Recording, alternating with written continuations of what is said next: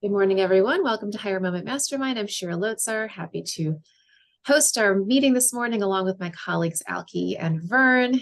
We are here to answer your job search questions. Lena, I know you haven't been with us in a while, so Vern and Alki, you might remember Vern. So Vern is a former HR executive, also career coach, and Alki is a recruiter. And so between the three of us, we see the whole side of the recruiting process and the hiring aisle. So give lots of different perspectives. So just letting you know. All right. So Deborah, before we started recording, you were starting to share something? Yeah, I'd love to go with my first question. So kind of some background. I've worked in search firms. About half the firms I've been looking at, like going on their website, don't have the position I did.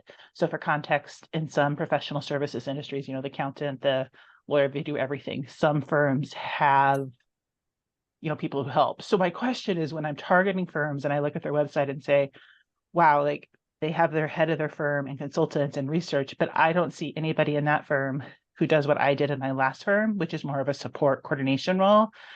So I've been paralyzed, call it what it is, job search paralyzed. And like, when I reach out to them, should I put together a more generic, search? Because I don't want them to dismiss me if I send them a resume that focuses on my coordination skills. Yeah, Deborah, I'm not quite sure that they would actually have the support staff on their website. Oh, okay. Yeah, I don't think so. I would think that they would only put the search consultants themselves because that's what clients really care about. So for example, Heidrick, I know that Heidrick, I'm presuming they still do, but I know back in the day, they absolutely had you. And I know that for a fact because Heidrick was actually a client of the search firm I used to work with we used to place executive assistants. They were literally our client and we placed people there as EAs. So I don't know if they still do, but they at least used to. I wouldn't imagine that they'd put them on the website. Okay, that could be. I never even thought of that angle. Yeah, for sure. Just like I don't think they'd put their accountant right? Yeah. Like that kind of thing. I think they literally just want people to know who the recruiters are. So I would suggest that the big firms, the Heidricks, the Russells, the Spencers, all of those folks, I can't see how they wouldn't have that kind of coordination. In fact, I'm almost positive Heidrick does because because I think I told you that I have a colleague who works there now. Yeah. I think she was even alluding to that because she's like, we have a research team, we have this, we have that, like they're they're global. Like they can't not have administrative support. So I think you're safe, Korn Ferry, I think you're safe in assuming at least the big firms do, but even smaller firms, right? Smaller meaning like 10, 20, right?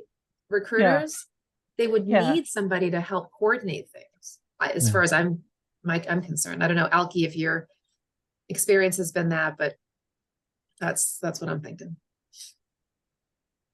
Yeah, I'd say that's the same thing. And they're probably not listen to everybody, but they've got people behind the scenes for sure doing part of it. Yeah. And Deborah, even if it's not apparent to you, or they think they can do it all themselves, I mean, you ought to be able to pitch yourself as, I can take a lot of the stuff off the plate. So you recruiters can spend more time, searching candidates and doing what you need to do. So that's part of your pitch. Right. And the bigger the firm, by the way, the more searches they have, which means the more the busier the recruiters are and the less time they have for admin, which is another reason why I'm pretty sure they all do. The big ones do, at least. Yeah. And I would imagine also that you can do things, all this remotely. So I'd go national. I'd even go global. I mean, global in the sense of firms that have a global presence. Yeah. Don't be dissuaded. Go reach out. That's helpful. Cause I don't want to get I don't want to have the 5-second, oh, we don't need the skill set. I think I have that I don't want to call it fear of paralysis right now. Like, oh, if my resume is not just right and I send it to a firm and they don't have that need, but I'll try to think of how to get creative with that. Well, and I would say, let me share something here that I've kind of shared before, but I think it's just good for everyone, how we like to take these questions and make sure that like everybody gets something out of it. Yeah. So, job searching is very much like being a farmer. Okay. I think I've Okay. shared this before, right? Farmers plant seeds. They do not expect all of those seeds to sprout. There's birds, there's wind, there's rain, right? And it's the same thing with job searching. And frankly, even us consultants, right? When we do business development, it's the same thing. You never know. And you also don't know when it's going to sprout. You could plant a seed right now, 3 months from now, and all of a sudden it's like, hey, we have this need. My husband just last night, let me a perfect example. Just last night, he was mentioning me, hey, remember Beth so-and-so? Beth is a consultant, okay? Mhm. And Beth and my husband had done some, whatever, collaborating together like a year or two ago. And he hasn't even talked to her in a long time. Just mentioned to me, hey, Beth just reached out of the blue, and Beth wants to refer a client to my husband. I said, see, you never know, right? When these Yeah. relationships are going to sprout. It just happens that way. So absolutely don't think of it in terms of short term. Do they have a need right now? Even though you're looking for a job right now, you don't know. Maybe somebody Got it. quits tomorrow, right? Right after January, how people get their bonuses and then start to leave. Mhm. Things happen. So keep reaching out. And remember too, leverage LinkedIn. If you have a first level mutual connection between you and whoever it is you're reaching out to, mention that person's name. Now, of course, you're not going to say the person referred you. You would say, hi, John, second level. Mary, you and I are mutually connected through Mary Smith. Just mention a name. Just mention a name, right? Because that actually warms things up a little bit. Okay. Okay. So it's always good to have a connection point when you're reaching out. Perfect. Yeah. Alki or Vern, any thoughts on all that? I'll just share the same thing Shira just said. I had a call yesterday with a potential client that was recommended to me by Joan Fletcher. And Joan and I stay in touch. She's a very successful executive coach, organizational development person in the DC area. And she did some work for me at ABA, which was like 10 years ago. So, and so like Shira said, that's the way networks work. You just never know where the connection is going to come from and how it's going to work out. Exactly.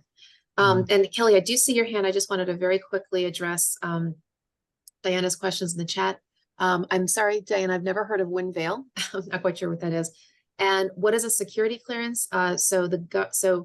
Security clearance is basically the government's stamp of approval on certain individuals to be able to have access to classified information. And so government contractors, for example, will require security clearance sometimes for their contractors to work for the government. It's very, very difficult thing to have. I can't even go into it because it's just too complicated. For people who do not have a security clearance, it's extremely difficult to get one. I mean, beyond difficult. So what happens is employers who are looking for people with security clearance want people to already have a security clearance.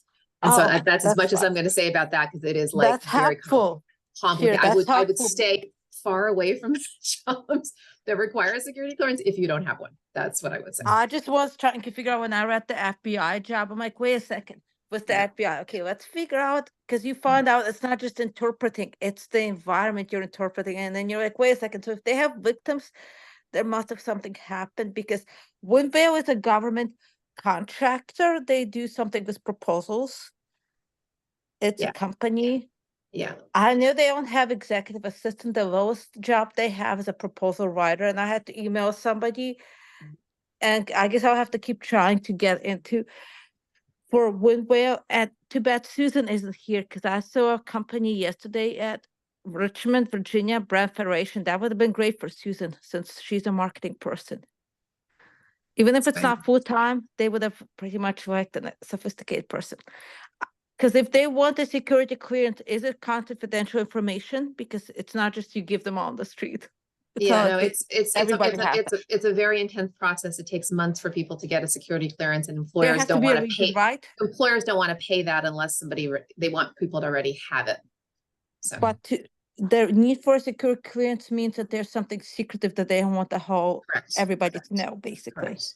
Correct. That's what I was trying to figure out, because when I was looking at the jobs in Virginia, Russia, and Tokyo, I was like, why is there a security clearance every place? This doesn't tell like something we talked Yeah. in class. And I'm happy, Diana, I'm happy to chat with you offline about that. I was just asking you that because I didn't know Yeah. what it was, because I thought it was a clearance sale at first when I Yeah, heard that word. I'm like, no. if it's clearance No, sale, no. Happy, then why happy, am to happy to chat with you offline. So I but want to that's make sure that, helpful.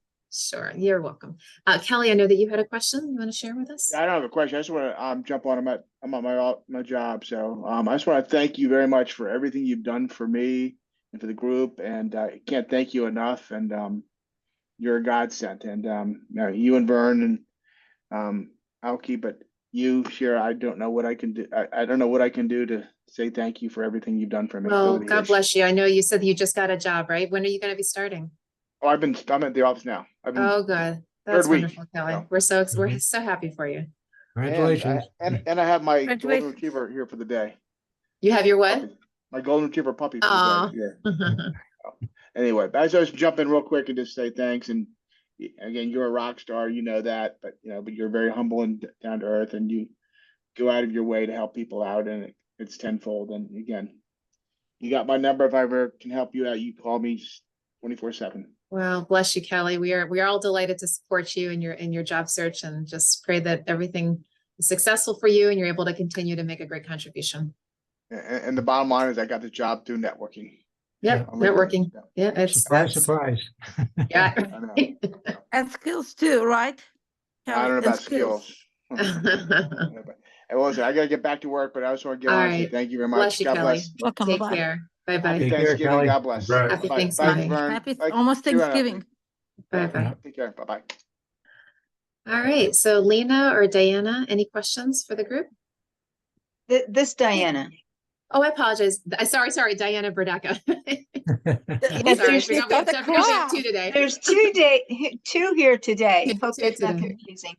Yeah. I'll be very brief because I'm online for the same reason as Kelly, just to express my thanks to you and everyone in Vern over the last several months. I just greatly appreciative that there's this forum to be able to come to.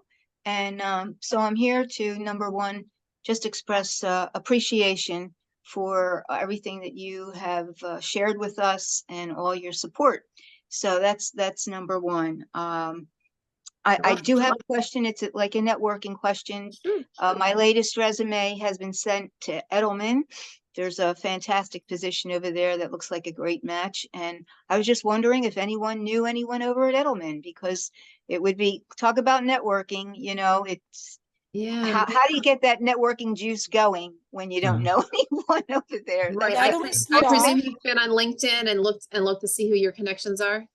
Yeah. I did, What, and they're sparse to non-existent with that company. Okay. There's just Yeah. nothing there that I can connect to really Yeah. with people. Yeah. That's just the way that one is. So that's why I'm asking if Can there I was. ask? What you're doing, Diana, is what you need to do. You're asking us, ask everybody else that you can think of, and yeah, you can go to LinkedIn, but just people in your network that you're close to, which hopefully you've stayed in touch with. Do they know anybody at Edelman? Do they know? Is there someone in their network who they think might know someone in Edelman? Edelman. I mean, just keep asking. Mhm. Can Keep I ask? asking. Is Adam and PR what you're asking about? Yes. I actually Yes. have a crazy idea. Do you happen to have Handshake? Because I've seen Edelman jobs on, I could check for you on Handshake. Do we want to, for PR firms, it's not who you know. I've learned from Padilla, it's how good you are. Because you could know the CEO and not even get in. I'm saying from experience, Diana. You could Oh, well, know that the would be okay with me. I put to death. I mean, I spent so much time on my resume and the portfolio that I put together, and I matched the phrases in their position description with the articles that I have written. In other words, executive interviews. I mean, I really spent a lot of time. What's the job you're going for? It's a senior copywriting position. I Writer. have a Senior crazy writer. idea for you. I can get on Handshake and check if I have a contact, because I've looked at Edelman. They're like a Padilla PR firm. I think I might have some ideas for you, because there's Edelman, there's other places like Edelman PR. Because we got to Yeah, connect. it's Because I unusual might to see have- something, to see a position like this advertised, quite honestly. So I hope it's a real one. It was on the website, Edelman is on their real. website. Do you know which office you're trying to go for? Because I know they don't have anything in Richmond. I could tell you for sure. I Edelman. don't, oh, the Washington area, DC. Okay, I'm gonna be trying to get on Handshake and see for you if they do, because I've heard of Edelman, and that's a big deal if you can get in to Edelman. Because I'm Yeah, gonna see. I mean, I have a lot of stuff. I mean, it's my whole career that There's I'm actually bringing a forward. copywriting role. I'm actually looking at Edelman. Let's see if I can get a name, because I know there's a job in Richmond that you might not want. You A know, junior they want copywriter. someone who's dealt with executives and interviewed people and all that's good stuff that I've done that not everybody does at the copywriting level that I have done. And the articles, I went Oh, back so you're like to, a journalist. So- Have you so thought Diana's- Co-Star? Sorry, if I could Okay, just we need to interject connect. it. Yeah, if you guys could connect, that would be great. We to should. kinda I'm actually continue. finding you a contact. Just hold on, because Yeah, Oh, Diana, okay. Oh, Diana, I'm very- gonna actually have the two of you connect offline, if that's all We right, just to should. kind of. wonderful. Thank you. Keep it Thank going. you. Okay. You're I'll welcome. put it in the chat for whoever wants Edelman, Okay, because and- I think I have found your contact. Diana, yeah, that would be great. If you could Sure. just connect with Diana offline. And Yeah, Diana, that'd I be just good. letting you know, I just sent you a list of my first level contacts in LinkedIn for Edelman. I don't know any of them, but I'm just sending you the list in case there's anybody on there that you think could be someone I could just reach out to, even casually. Ah, Okay, beautiful. Yeah. Thank you. You're welcome. Can I mention one last thing? Sure. And because this is for the good of the community, I happened to write an article on brain fog just back a few weeks ago on LinkedIn. And I'd like to share it with everyone because it is one of those conditions that not only did people with COVID suffer with it and still do, people suffer with it every day. And I had to do some research that really resonated with people and got a response. And there's a lot of good tips about lifestyle issues and toxic environment and nutrition. And I just wanted to share it with everybody because maybe there might be something in that article that may help you. So I'm going to put that in the link too. And that's why, in the Great. chat rather. Right. Thank you Okay. so For the much. Thanks, resource. Diana. Thank you for the resource. Okay, thank you. Yeah, you're welcome. Lena, anything in your heart that you'd like to share or any questions? Yeah, I had a quick question. I actually did participate with you guys about like 2 years ago, and it was super helpful. And I remember my biggest takeaway back then is I applied for something and it was kind of in the waiting game phase. And you said, if they want you, they will find you. And I patiently waited. I did reach out once after the interview just to be like, hey, still interested. But yeah, start to finish, it took 3 months, but everything had worked out just like you said, like it would kind of like phase out. So that was all good. That lasted about 2 years. So now I'm looking again. And I did find something at a company that I like. It's in a different industry. I'm in IT, which you can take to any industry. And this is a new industry, travel. And the position that I was looking at had some software that I'm not familiar with. So I'm not sure that I'm qualified for it. But while I was looking, I found like 3 other positions that I thought were of interest that I would like to explore. So I just didn't know, is it okay to apply to 3 different jobs within one company? Does it make it look like you don't know what you want? Do I need That's to it. tailor 3 That's different it. resumes for each of the positions? That's the challenge. Yeah, you just hit the nail on the head. Yeah, recruiters typically think you don't know what you want if you're applying for 3 different jobs. The only time that I would say that's where you could is if it's literally the same job, but maybe it's in this department or that department, the exact same title, but right, maybe it's a different division, a different geography, that's okay, because it's the same job. But if it's totally different jobs, even if it's similar, yeah, they get Yeah. kind of confused. Yeah. Yeah, Okay. Burns. Pick the one that you think is the Yeah. one that's fit for you and apply for that one. Yeah. Yeah. Yeah. Okay. Mhm. That's what I thought. Yeah. Yeah. I Because- would, I was just gonna say, and this ties into some of what Diana was asking. So in a situation like that, it does vary. IT is one of those where, you guys have a lot of crossover skills. And so if a role is similar and in a different department, it could be identical, it could be similar, or it could be something else similar that you're qualified for, at least from what I've seen in my experience. I've most definitely worked with companies and had technical folks apply for and be considered for and interviewed for 2 and 3 different technical roles. But yeah, I think from what I've seen, if you're applying for a senior role and then there's a junior role and you start applying all over the place at different levels, that could draw some things into questions. But one of the things I may advise, and this is what ties back into what Diana was talking about, is it's absolutely fine in that case too to just go on LinkedIn, see if there's any recruiters on there, see if you can strike up, some type of connection there and just say, I have a question, or I saw some roles, I have a question, and let a recruiter walk you through that. And the recruiter on the inside can explain, yeah, looking at your background, you'd be qualified for both of those roles, or no, just the one. So it doesn't hurt to reach out if you get a recruiter to respond, just to say, in your header, hey, I have a question, or I saw an interesting role that I have a question about.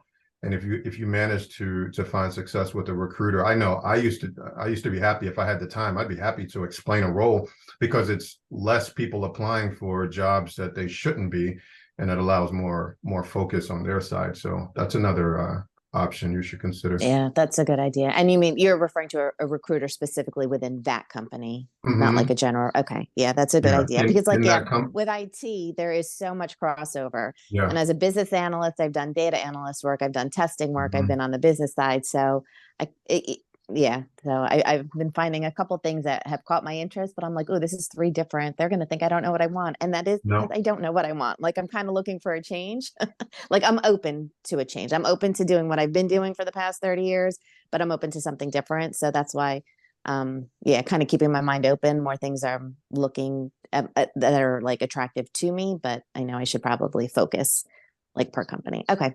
I've been a recruiter on the other end of that, and I've had 2 or 3 of those different recruitments, and I'm like, okay, here's Joe, he applied for this, and then when I see the name again, I'm like, didn't I just see Joe before? And then I look and I'm like, okay, yeah, he's qualified for that as well. But it's much better to have a conversation, because in different companies, different departments, sometimes they don't even know what they're posting. They're going off a job description that's 8 years ago, and they haven't updated it, and so they just post a title that might not fit you, or you might actually fit that title. So in your case, and again, I say this in IT, because of the crossover and the technical skills and background and the credentials and certifications and all those things, if you're able to connect with the recruiter, I would say, hey, I saw 4 positions, but maybe you can translate them for me and I can find out which one is the best one to apply to. That's a great idea. Also does a double thing of putting you directly on that recruiter's radar now, and maybe moves you to the front of the line, as opposed to you just being in the pile when you apply. Great idea. The other thing that you just said, you've been doing the same thing for 30 years. You want to change. If it doesn't work out that way, but you find a job that you like the company, and it's doing the same thing you've done for 30 years, I would certainly, as part of the whole interviewing process, what are the opportunities here for me to learn and grow and develop? I'd like to learn more about, different aspects of IT than just the one that I'm in, and see what kind of response you get. If you get a pretty positive response, then at least that gives you some hope that, okay, if I land this job, there will be chances for me to grow and develop in other areas of IT. Perfect. Thank you so much. Great. Erin, welcome. Anything you'd like to talk about today? No, I just came in to listen today. I'm a little late. Sorry. No worries. Anything that has happened that positive stuff that you'd like to share, maybe a best practice, maybe an interesting story that you think people could learn from? I find that I'm getting more traction from job fairs if I go there in person and actually talk to people. I had what I call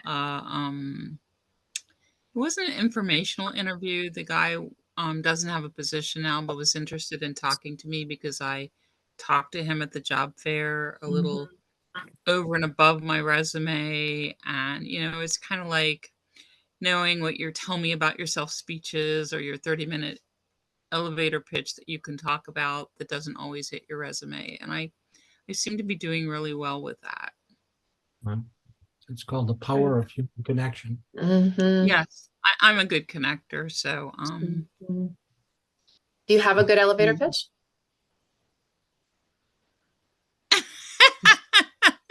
Good question, huh? Yeah. I don't know. I just talk about my soft skills for the most part. Interesting. And since I've been working with the interview group, their stories with the soft skills, but I spend more time talking about my soft skills and what I've done in the past and that type of thing. So a thought for everybody here, right? Since you just brought up the whole like elevator pitching. It's really helpful to walk a mile in the employer's shoes and understand what they're listening for. Okay. So they're listening for different things depending upon when they're meeting you.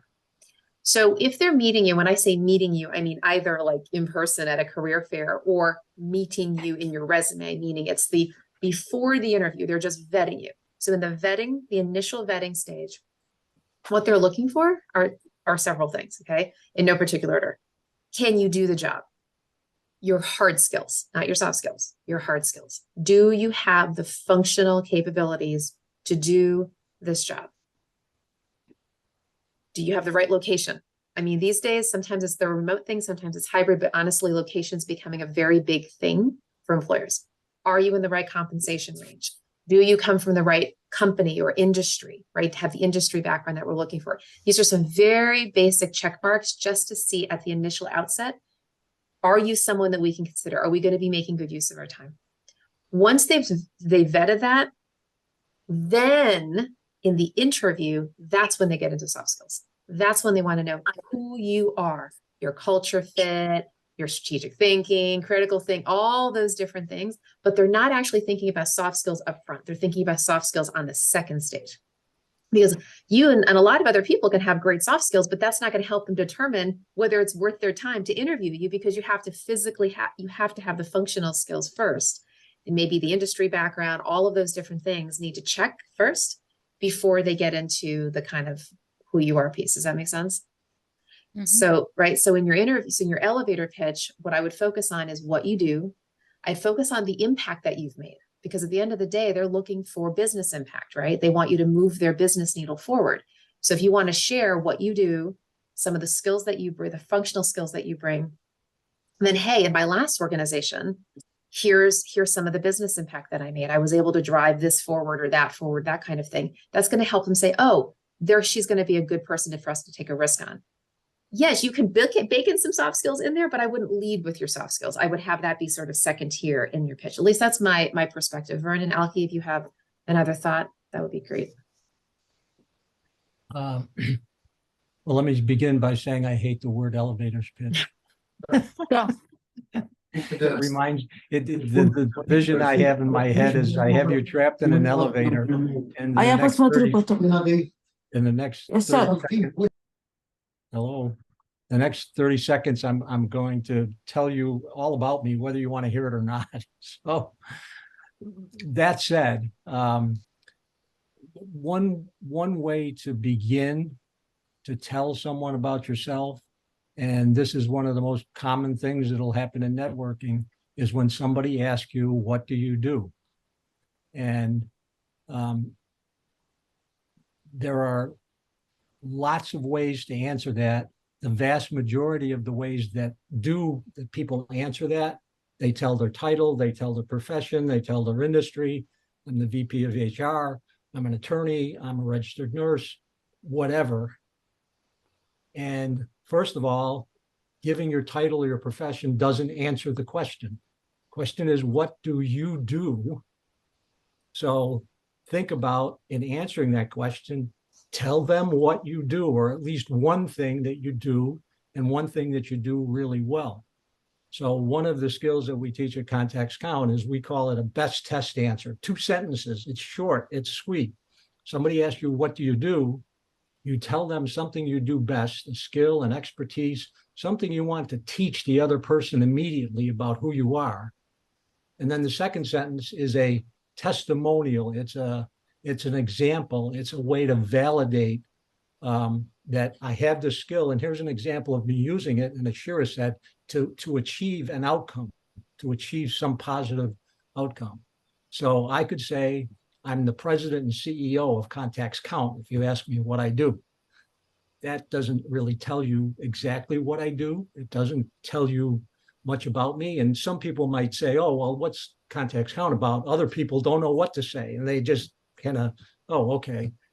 So here's the example in the best test format. Somebody asks me, what do I do? I say, I teach people the skills and behaviors to build trust-based, mutually beneficial relationships. In a recent program with the Georgetown University Business School and the MBA students, they said the program literally changed their lives. Stop. And then if the person asks you a question, then they're actually inviting you to tell them more about yourself. And if you have a really great best test answer, it usually captures people's attention. And they, not everybody, but there's a good percentage of people that'll ask you a follow-up question. And they're basically saying, well, tell me more. How did it change their lives? Or whatever your answer is. So that's certainly a way to begin what's referred to as the elevator pitch. Obviously, as the conversation continues, you're teaching the other person more about who you are and what you do. And as Shira said, keep it in the initial part, keep it focused on the outcomes, using these skills to achieve these results. And even in doing that, I believe, some people start to pick up on your soft skills when you have those kind of conversations. Absolutely. To piggyback on Shira and Vern, and I will say that elevators can get a little caustic sometimes. But Shira's right in the sense of always being, well, first it's your brand, and your brand is, at some point you do have to figure out who you are, what you do, what you're looking for. When I pick up a resume, those are the questions that are going through my head. Okay. I used Joe earlier, so I'll use him again. Joe's resume. Who is Joe? What has he been doing with himself the last 10 years? Where does he work now? What does he do? What has he accomplished? And to be able to answer those is part of a brand. And so you may only have a little bit of time, thus the elevator, to give a recruiter or a manager your pitch or just who you are. You may only have a few seconds. We have thousands of resumes and people coming at us all the time, calling us all the time. We've got other managers calling us all the time. We've got people applying for jobs all the time. So everybody's coming in this direction. And so we're actually trying to put up a barrier. As much as I love to talk to people and to connect with all of you, we do have to put up some type of a shield just to be able to manage everyone and see what everybody's talking about, because there's no way we can spend that type of time with everyone. Thus, to get our attention and start a conversation, which is what Vern was talking about, you have to hit certain points. And so elevator pitch, if you say certain things, like Shira was saying, if you say the things that we've been talking about in our meetings and why we had this job fair in the first place. I mean, we go to job fairs for certain reasons. We have certain open jobs that we're looking to fill. We're looking to meet people. We're building our candidate pool for the next 12 months or something like that. So we have reasons, and we have a focused reason that we're doing it. So if you can fit into those boxes, you're going to catch our attention. A bell's going to go off. We're going to start a conversation. The other thing I would say, and I'm not going to spend a lot of time on it now, but as Shira and Vern were talking, at the end of the day, you want a conversation. The pitch is to start to try to get a longer conversation. Your resume, it's not going to get you a job. It gets you a conversation. And so if you can also ask good questions instead of always pitching to us, if you can ask us questions like, what are the top roles that you guys are hiring for in the next 6 months? What are your urgent roles that you guys are having trouble filling? Or are you guys looking for an XYZ? Those things start conversation. And Vern and Shira say it all the time. That conversation's not so much focused on you. You're now starting to stroke their ego and get into what they want to hear and what they want to talk about. And I'll tell you, as a recruiter, You ask me good questions. That's what I do all day long, is ask people questions. I love good Q&A. So if you can ask me a good question that shows me where you're thinking, like Vern said, yeah, I'm going to pick up on your soft skills. I'm going to pick up, oh, wow, she gets it. We got to find, we might need to find a role for her. I want to talk to her a little bit more because she hit a certain button point. So that was a lot, but it ultimately ends in conversation. That's not just for Karen. I was really saying that for the group. So and let me pick up on that thread here. And so just a step beyond elevator pitches, the whole idea of how do recruiters vet candidates, period. Okay. So it's going to start, as I mentioned, all the sort of basic box checking. Can you do the job, industry, all those things, and then the who you are comes later. Here's an analogy that just came to mind. Let's say you're going on Amazon, okay, and you're looking for something. You're looking for an appliance, all right? So what do? Let's say one of the attributes that you want in this appliance, you want it to be energy efficient. Now, what are you not going to do? You're not going to go to Amazon into the search bar and just put energy efficient. That would be ridiculous. Energy efficient what? Energy efficient stove, energy efficient refrigerator, what? First you put in refrigerator. Okay, that's the bit. I don't mean to be kindergarten about this, but I just want everybody to understand this is the mindset of recruiters. They've got basic criteria. I'm looking for a project manager. I'm looking for an HR person. I'm looking for whatever. Then next filter down. Oh, what's the size? Oh, and then maybe 3 or 4 things later. Oh, I needed to be energy efficient. And maybe that's not even the most important thing. Maybe what's more important is the price. Okay. And so those are some of the basic criteria. When they're listening to you, they're filtering. Just like Alki was saying, they're kind of putting a filter in front of them. They're saying they have too many people, whether it's a career fair, whether it's resumes, people. Whoa. I got to filter. Right now, I'm only looking for project managers. I'm only looking for business analysts. I'm only looking for people with C++. Okay, everybody else, I can't think about that. Now, you told me that you're a business analyst. Great, next step. Do you come from a GovCon background? Great, next step. Do you meet our salary requirements? Next step. They're going to filter.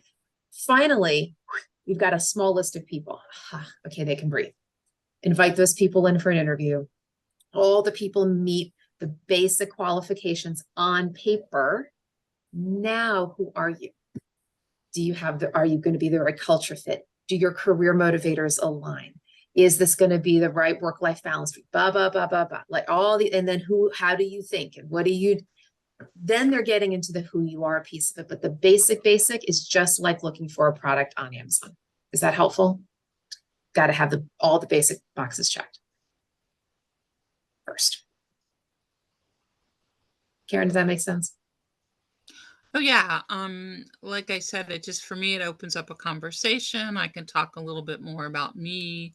Yeah. And instead of just being a piece of paper, I'm a person. Sure. And it works better. Yep.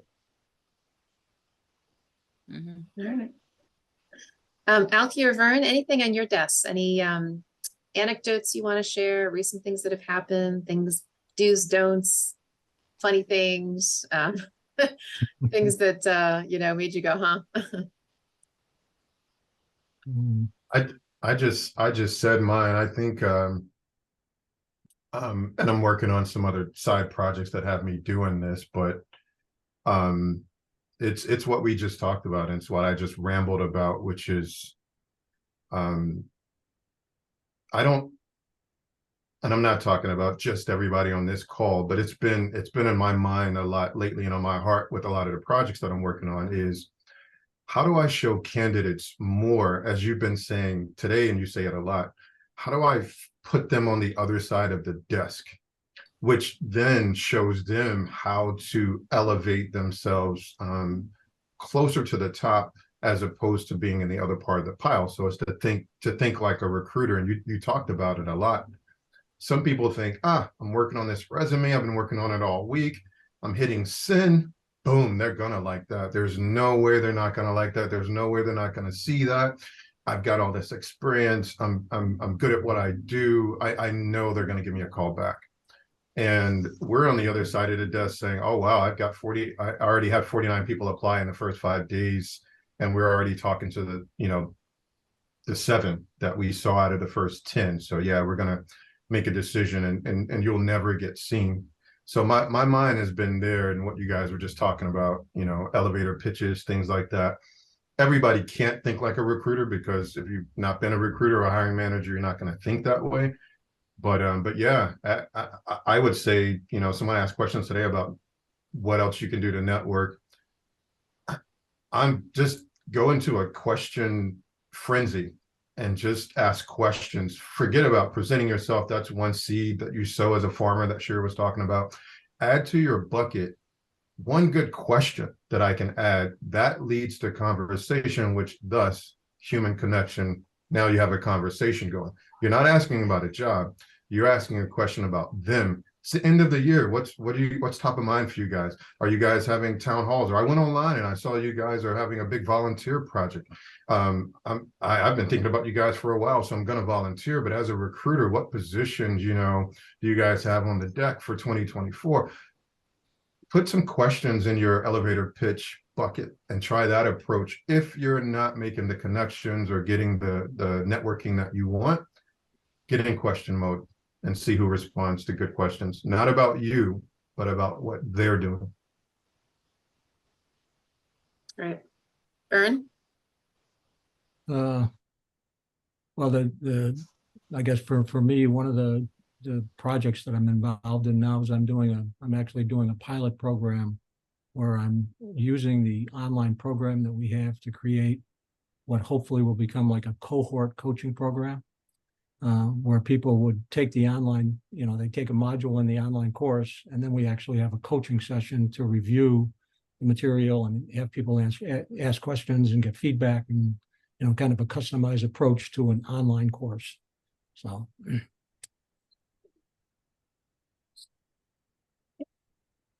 So I want to share my own desk.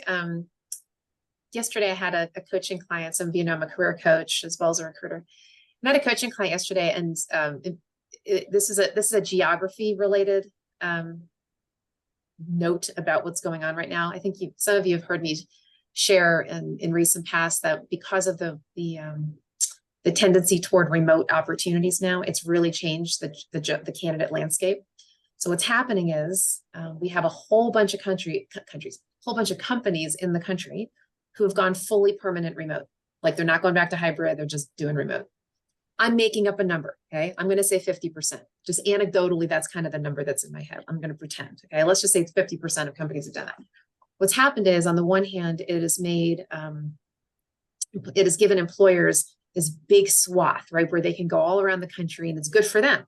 They can find anybody anywhere, and it's great. It's a little overwhelming for them because they get onslaughted with candidates, but they have pick of the litter now. Of course, the flip is also true for the candidates. Now, your competition is 10x. No joke, no joke. If you ever apply for a remote job, especially if it's on a job board, I understand that your competition is through the roof. The chances of you getting that job are very slim. I'm not saying you can't apply, but manage your expectations. But the reverse is also true, and it's leading me to an anecdote that happened yesterday with this client. For companies that are hybrid, right, of any sort, it is harder and harder for them to find good candidates. Why? Because a lot of candidates only want remote jobs. So they're having a real difficult time sometimes finding people, especially people who have niche skills. All the more so for companies who are in cities that are not major cities. So not DC, not New York, not Chicago, other places, okay? So yesterday I had this client, and it was very interesting. I was kind of musing about it, and I thought I'd maybe share it with you guys. So this is an individual who is a senior level communications professional, okay, VP level person. She comes from a corporate background. I mean, corporate, right? And she's decided that she wants to move to Charleston, South Carolina. And she lives in the DC area. And she found this opportunity with a nonprofit, a well-known nonprofit, but definitely locally based in Charleston. And she applied for this job. She gets this interview. And man, oh man, I mean, they fall madly in love with her. She's like best thing since sliced bread, all this stuff. And I was listening to her, and I'm listening to her talk to me about what the interview was like. And I was starting to kind of connect the dots, right? Here she is, somebody who comes from a corporate background. They're a nonprofit, and they're looking to really, kind of advance their marketing and communications and all this stuff. And they're probably looking at her saying, "Oh my gosh, look, how did we actually get a person like this to apply with us?" But more importantly, they're in Charleston. Now, this isn't about Charleston. This is about the fact that they're not a tier 1 city. They're not like a major city. Theirs is a full-time on-site role. Imagine them trying to look for a vice president of communications and marketing, a big, like a really significant kind of person in Charleston, to get somebody who's not only qualified, but is who would live there, right? She would actually have to relocate. And I'm thinking to myself, my gosh, this guy, the CEO, is probably like falling all over himself. How did it happen that we can get somebody like this, right, to be in our little town? Because how many people like that, right, could they find in Charleston? Probably not too many. My point to you is that if you are somebody with a very unique skill set and you are open to working, relocating, I know we don't talk about relocating that much these days, but if you are open to doing that, and it's for not a tier 1 city, so like a smaller kind of a place, there is a very good likelihood that they will consider you when a tier 1 city may not, okay? Or certainly when someone who's fully remote may not. If they are looking for someone on site, it is very likely that their candidate pool is very small. Same thing happened with another client, I don't know, a number of months ago. She's a local person, but she's actually Annapolis local, not like DC Metro local. And same thing, there was a company that was looking for a part-time person. She's a part-time person. They just jumped all over her. How many part-time people, I don't even want to tell you what the job was, it's irrelevant, can they find in Annapolis? Annapolis is a very small area, right? Someone who lives in Rockville is not going to go to Annapolis, right? My point is that employers who are in smaller cities usually have a harder time finding qualified candidates. If you are willing to relocate to that city and you've got the skills that they're looking for, your chances of getting that job are higher than if you are competing with people who are local, and certainly if you're competing with people who are remote. It's a competition thing. That I just want to offer that to you because there's a new dynamic that's going on that I'm really picking up on. So hopefully that's helpful. Deborah. Yeah, I think that is a great dynamic story, and it made me kind of a question I have, like, in my search this week, and this was a job actually I saw posted at a search firm, but it's very clear in the description about this is a New York City role. You need to be in New York City 2 days a week. So my thought was like, I don't want to apply for this to waste time. But what I did was connected on LinkedIn with a recruiter who posted it and just said, hey, I saw this job. Being on site in New York City is not a fit for me right now, but I would love to connect with you about future opportunities. So curious on that right approach, or should I have gone ahead and applied? No, definitely don't apply. Thank you. Yeah. Thank you for Okay. not applying on behalf of all Well, that's the recruiters thing, I'm everywhere. like, yeah. No. It's like, I want to talk to you, but if you're like, you need to be in New York City 2 days a week, I'm like, Thank done. you, Deborah. That was very wise because I had it happen, funny enough, the exact reverse thing, like a week ago or two, where a candidate who, funny enough, lived in New York, was applying for a job that I had posted here locally in DC. And we were very specific. It actually is a remote job, but you have to live locally because they want you to be in the office once a month. So I was really, really, really, really clear. Please live in the DMV. And she said to herself, oh, but I'm in New York. Well, maybe I can just like commute. And we were super, super clear. You got to live in the right area. And she applied, and quickly in the interview, we had to, end the interview. But the point is that she should have read the instructions, right? You read the instructions. So thank you for not applying for the job if that is not right for you. However, you did do the right thing, to at least reach out and say, that's not right for me. Happy to connect about other things. Cause you never know. Maybe they do have something that is fully remote. Yeah. Definitely make good use of the recruiter's time and read what they say. Yeah. And I think I like that. I thought about that before. It reminds me when you say, read what we say years ago. I saw this thing, it was on Dealist, but it was this job description. It got to the end and it said, in your cover letter, tell us your favorite flavor of ice cream. We like to know if you read everything. You're reading this, right? Yeah, I Yeah. think this is interesting because I feel like, we're 3 years out and companies know now, like, yes, no, as far as like, yeah, where they want people or not. Like, they know their culture. So yeah, I'm glad I can put this gold star. I did it. You well. did it right. You did it right. And sometimes they're actually looking to see if you read directions, to your point about the ice cream. And Yeah. one more thing too, I've noticed this is a logistical thing on LinkedIn. I don't know if you guys have seen this, but I have noticed whenever I post a job on LinkedIn, if I ask for a cover letter, LinkedIn is not allowing candidates to upload a separate cover letter. it's just your resume. Is that your collective experience? It's like this apply now thing and you can just upload your resume, right? Because I just literally do not get any cover letters, and I have looked at this and I don't believe that that's possible. So if that is really the case, that I'm picking up on this, and if an employer does ask for a cover letter, what I would do, and I don't normally recommend this, but I would in this case, I would do a PDF. I would do the cover letter and then the resume in one document, and I would upload it. And I would do it in a customized way to actually show the employer that you have read this opportunity. Because typically when we get resumes on LinkedIn, they're, besides the fact that most of them are not, people are not qualified, you can just sort of kind of tell that it's sort of they're just kind of it feels like they're just happenstance applying, even though that's not really the case, because there are plenty of people who are very intentional, but we can't see that. And if we don't have a cover letter, that's one more thing that's going to make us say, well, I don't know, does this person really want this job? Are they really interested? I have vetted people who I've taken a chance on when I look at their resume and I'm like, oh, I don't know. I mean, our job is this, but their background is this. And why are they? And I see some glimmer of hope there. And I'm like, okay, fine. Let me just reach out to them. And sure enough, they go, oh, I'm so glad you reached out, Chirag. I'm interested because of blah, blah, blah. I would never have known that in their resume, because a lot of times people don't customize their resume. Most people don't, but you should. Most people don't customize your resume, and your resume is only about your past-based experience. It does not tell the employer what you want to do next. Can I say that again? Your resume is your past base. It does not say what you want to do. We are not mind readers. We cannot know what you're looking for until we actually meet you. Please get that.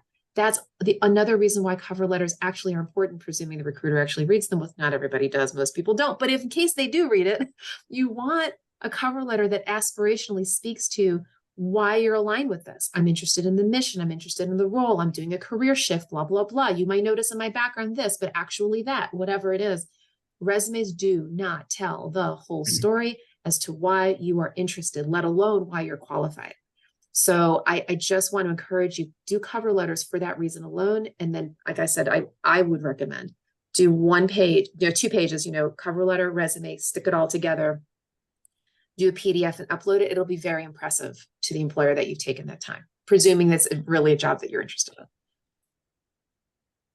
And go on LinkedIn and look for the second level, just try and find the second level person, look for your first level mutual connection, and go outside LinkedIn and say to to your person, hey, I've just applied for company X. I noticed you're, connected to the hiring manager or the HR person or the CEO. Hey, Mary, would you forward my application to John for extra consideration? You've got to take that extra step, because otherwise you are going to be one of 100 applicants that they get. And it can get a little overwhelming for us. You've got to take the next step. And one more thing, LinkedIn actually and I don't know what the button is called. I've just been on the receiving end. LinkedIn has some sort of button that allows you to, I'm going to say, boost your candidacy. I don't know what it is, but it allows you to write a separate note to the recruiter. I don't know what the button is called. You're going to have to look for it. But every so often I get a separate note. It's not a cover letter. It's not an email to me, but it is through the LinkedIn portal. And the person, it's like a standard note. And it's like, hi, Shira, something about, I'm extra interested in this job and blah, blah, blah. It's not customized, although they could customize it, but it's pretty generic. But even so, just for them to take the time to send me that extra note, I don't know if you know what I'm talking about, is like, oh, they're really interested and they've taken that extra step. Again, does anybody know what I'm talking about? Is that there's a button that you can press? Have you ever done this? You know what I'm talking about? I haven't seen it. You haven't seen it? I'm not aware so much from the candidate point of view. I know Indeed and LinkedIn, and it depends if I post a job sometimes, or sometimes in posting, I know I've had recruiter control sometimes to either ask a question or leave a space.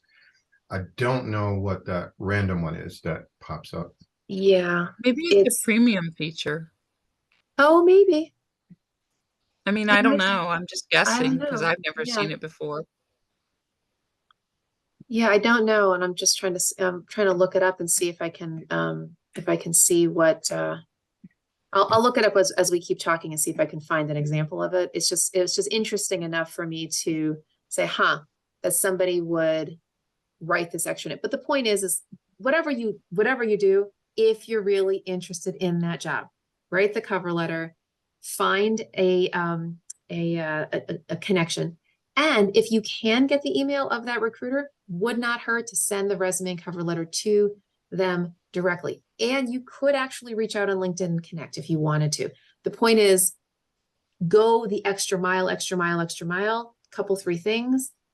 If they see that you're doing that, they could be like, oh, wait, oh, all right, this person actually is interested in this role. They're not just randomly applying.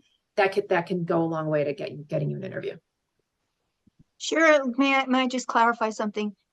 You're saying to reach out to a recruiter to connect on LinkedIn for the sole purpose of elevating your name. And I mean, you don't really know what they do, or you're not, you're not too interested in their history and background because maybe there is or is not a fit as to what but you're just saying to give yourself visibility, you want to connect with them because of the position that you're buying. Is that it?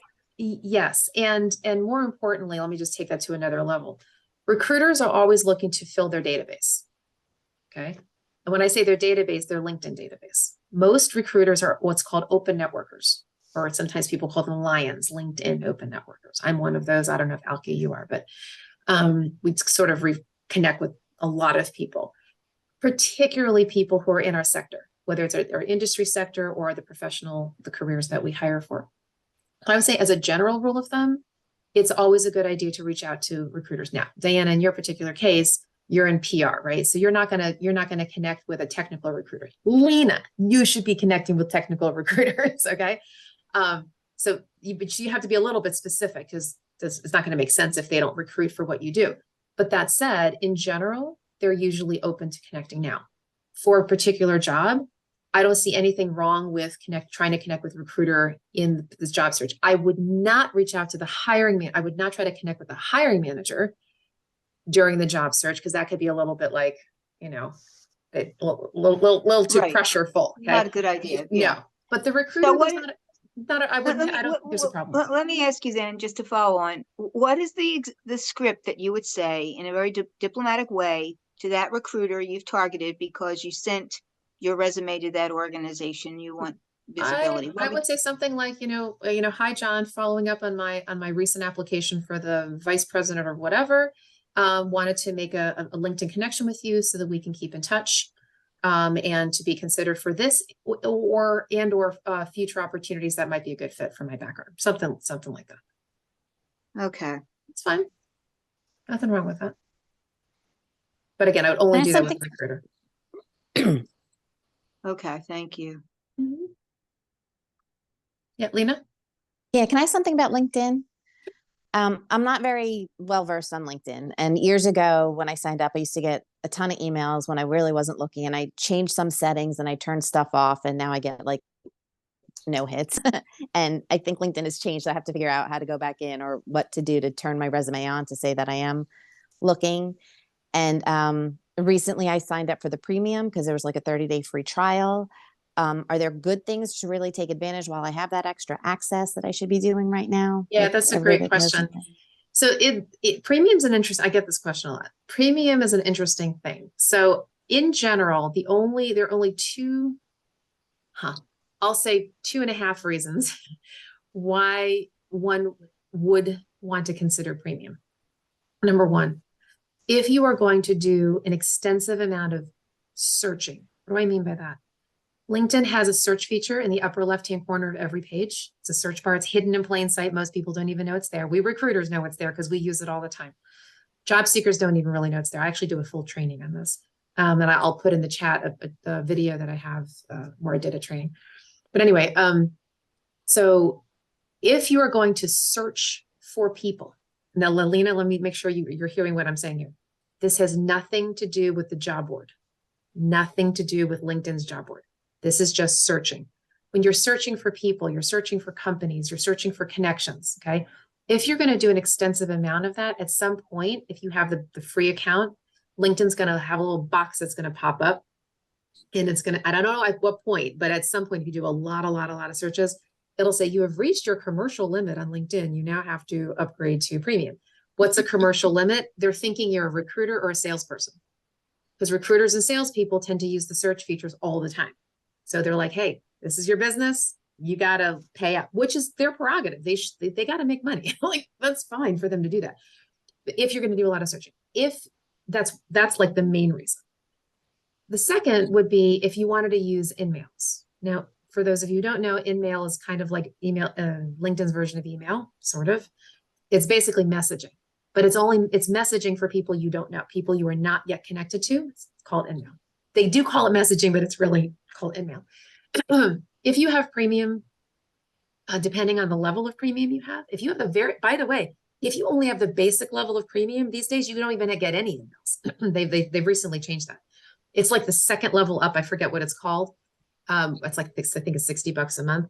You get some emails. I think only 5, maybe 10, not a whole lot. The thing with InMails is, on the one hand, they're good because you can write a long message to somebody you're not connected to, like a second or third level person. But the thing of it is, number one, a lot of people don't even see your InMail. Okay. And the fact is, once you send an InMail, you're debited at that amount. So let's say you have 10 InMails a month and you send one. Now you only have 9 for the rest of the month. You will get one back if that person receives your message. Okay. Whether they accept or decline, it doesn't matter. But once they accept it, they see it, they respond to you, you'll get it credited back. But as you go down that list, if people aren't responding back to you, you're empty until the next month.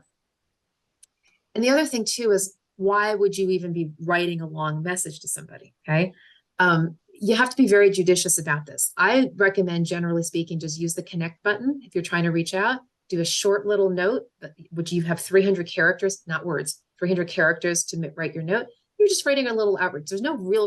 Generally, there's no real reason to send a long message to somebody that you don't know. I would do the connection first. So that's it. So InMail isn't really, to me, really a reason, even though you do get it. And then the kind of half reason is something that's brand new. And Alki and Vern, I don't know if you've heard of this, but this is like hot off the press, and I don't know whether this is going to happen. However, back, I want to say a month ago, something like that, I heard this, I'll call it a rumor. I don't know. LinkedIn keeps beta testing new things. My understanding is, at least now, they're beta testing this idea. So this is a new business model for them, where if you have a free account, you can only send, I think it's 10, that you can do 10 connections, 10 connection requests per month. In other words, right now, if you're a free user up until now, you've been able to send as many connection invitations as you want. My understanding is, with this new beta testing thing that they're doing, they're saying if you have a free plan, you can only send 10 a month, which of course is a major hindrance for job seekers. Major, right? And you have to basically move up to premium in order to do that. I hope this does not go through. I don't know if it's kicked in yet. I don't know if they're just, beta testing it with certain people, but please be aware, this might be the situation. And if so, then that might be the half reason why you would actually want to continue on with premium. But again, I don't know if this is actually going to go through or not. I hit it last month. I don't know what the number was, but it said you only have, 2 connections left. That's it.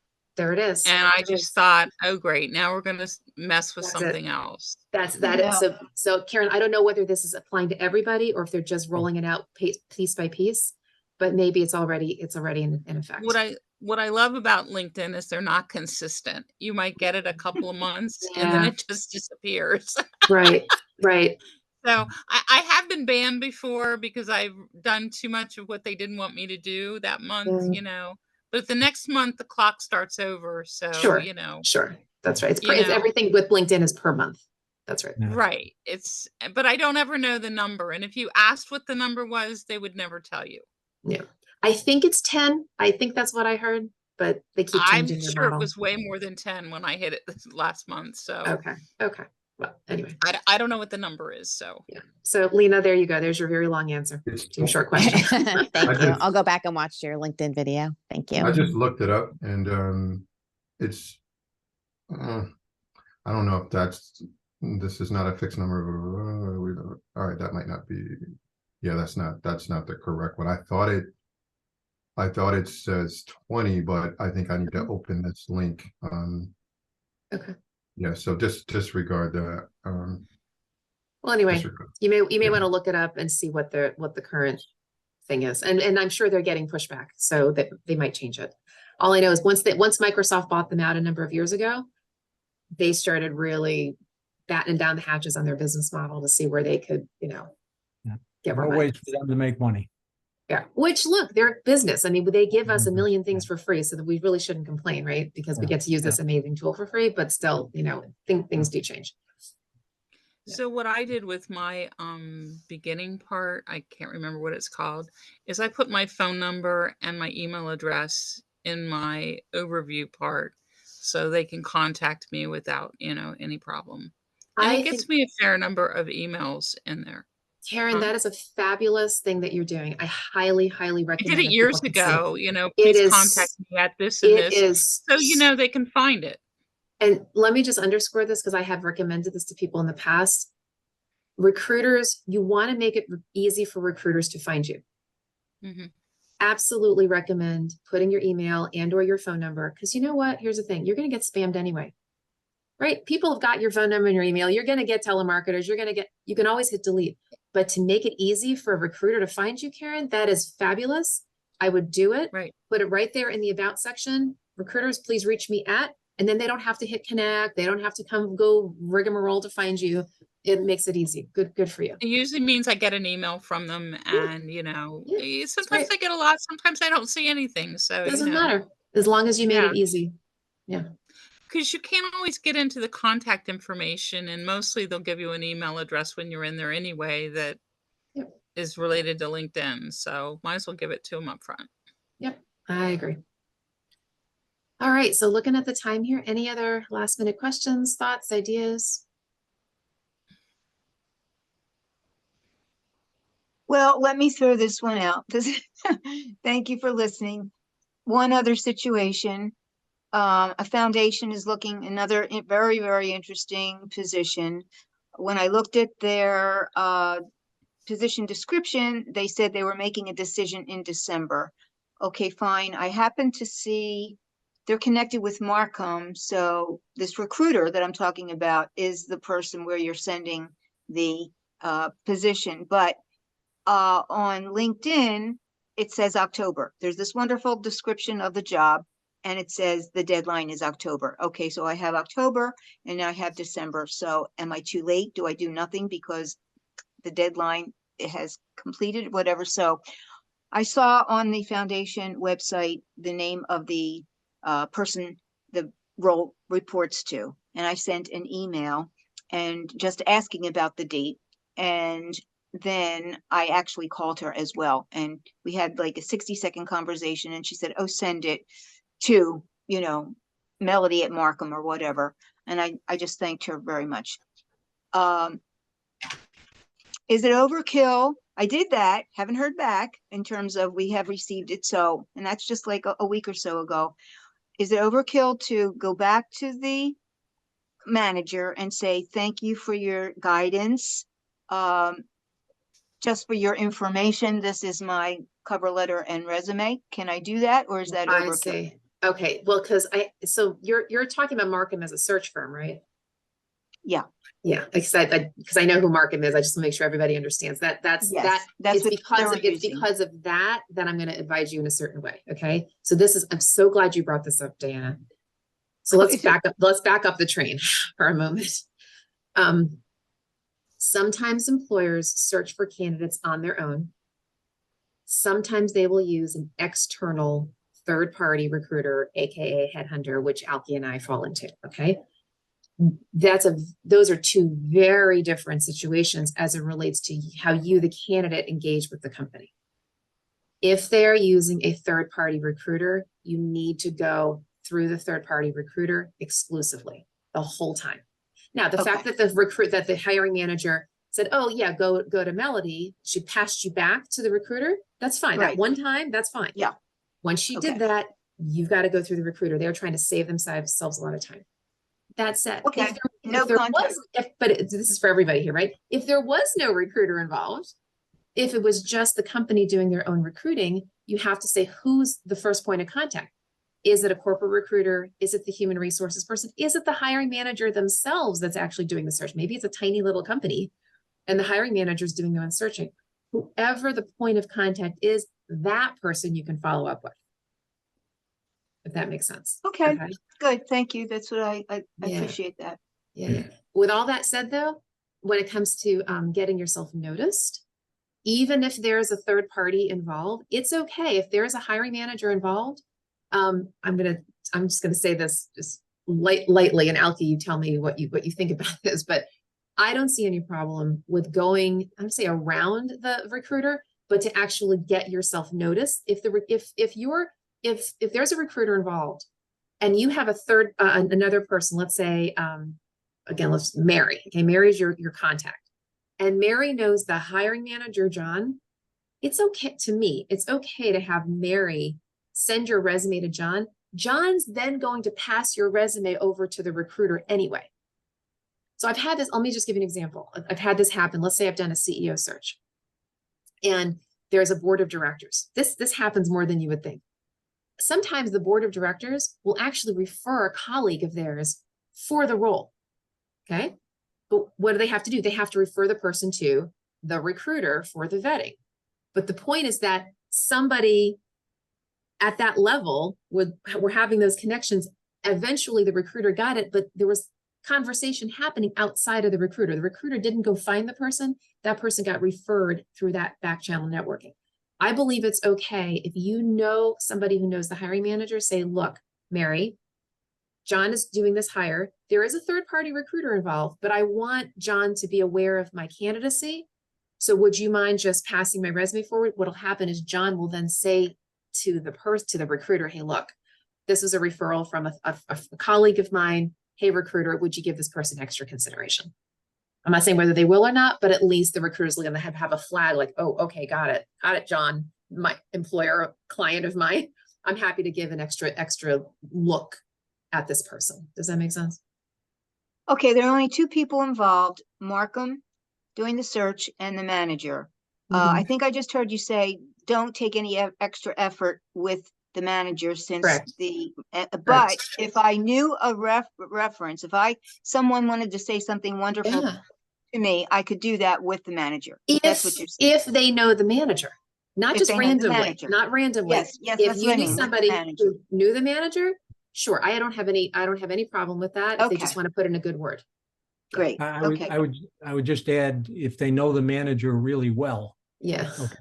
I mean, the strength of the relationship, if it's a kind of I see this person once in a while at a networking event, that's a lot different than I know this person, I know who they are, I know what their skills are, I know their career, I know their family, we're friends, we went to school together. Right. All right. Thank you. Thank you. I like to say relationship rules apply with these things. Yeah. There's some known rules and then there's some unspoken rules. And so listen to your scenario, and I hope this fits because it happens all the time. You made contact with the hiring manager. If they have a search firm, they're really wanting them to handle everything, but you actually tracked down the hiring manager and got some type of response back, which is one check in the box. Now that hiring manager may say, okay, I decided to do it. I was feeling good today. Not doing it again, though. If anybody else emails me, I'm not going to respond. Or she might. It flips back and forth every day. But one thing that you could do too, since you said you hadn't heard anything back, and I tell candidates this too when they get interviews. One of the most important questions to ask at an interview before it ends is pretty much, so what can I expect next? When you guys expecting a decision, when can I expect to hear from you? It's some type of question too, and they may not always give it to you, but if you're able to get that so that you don't then have to beat that person up with emails and things, if you're able to get them, it's just like, oh yeah, I'll pass it on. Oh, great. And what do you have to say about the response time, or who would I be hearing from if it's, accepted or whatever, who would I hear from next? A lot of times they can tell you and they would, or if you don't hear anything, then you can try that shot in the dark and just say, hey, thanks for last week. And, I'm looking forward to hearing back. Do you know if there's been a decision or when I would expect to hear back, or, who the person is who's working on this? And that helps sometimes to give you some idea of what's happening behind the scenes, because that's a lot of times you get the success in getting the contact and getting it in. but then the waiting game starts and you have no idea what's happening in the process. So if when you do get a hiring manager or that recruiter, it's kind of like milking that time for what you get. And one of the most important things you can ask is what happens next, or what can I expect next, or will I be hearing from you next? Okay, great. Right.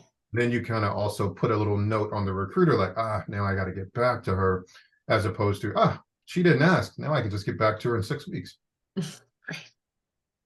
You know, what's funny is that I think Yeah. there a lot of candidates have gone so far, have swung the pendulum so far to one side to say, I don't want to impose, I don't want to be nudgy, that actually I think we're doing ourselves a disservice, because it allows, just like Kalki was saying, it gives this license to the recruiter, to the HR, to the hiring manager to say, don't call us, we'll call you. And then they just sort of like wait weeks and weeks and weeks.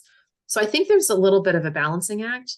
I wouldn't be overly nudgy. You're not going to call them once a week, right? But if you find out from them, hey, they say, look, we anticipate wrapping this up in a couple of weeks. Everything takes longer than you think it will. But they say a couple weeks goes by, you don't hear anything.